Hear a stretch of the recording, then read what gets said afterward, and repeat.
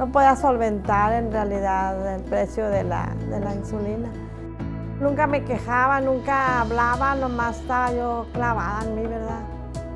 Diabetes is a huge burden for Mexican society. There are currently more than 18 million people with diabetes in Mexico.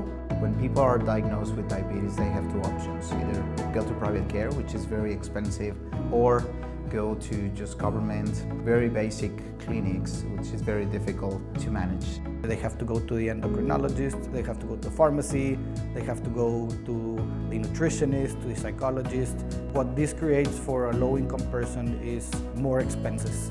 Tenía problemas de diabetes, me estaba consultando en el IMSS, en el Seguro Social, pero se tardan mucho, las consultas las hacen cada 3 meses y yo quería algo más rápido, ¿verdad?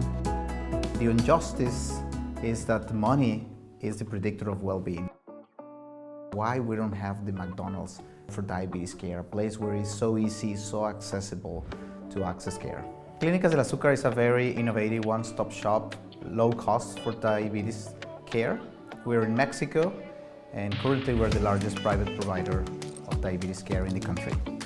So in the early stages of Clínicas del Azúcar, our big idea was, can we create a model that patients are willing to pay and willing to go get care? Then the next question was, how can we replicate the model? When we first met Clínicas del Azúcar, they were at an early stage and they were looking to grow their model, but they didn't have any investment and they were having a hard time finding investors who were willing to take the risk. So for global partnerships, those organizations were not yet meeting the criteria for our debt funds. And the Linked Foundation was looking at, what is the next piece of capital that they're going to need, but also how can we be value added in that moment? Yes, they needed some funds, but because they trusted us and we trusted them, we spent a lot more time problem solving. We learned that if they had a grant, they could open up a call center.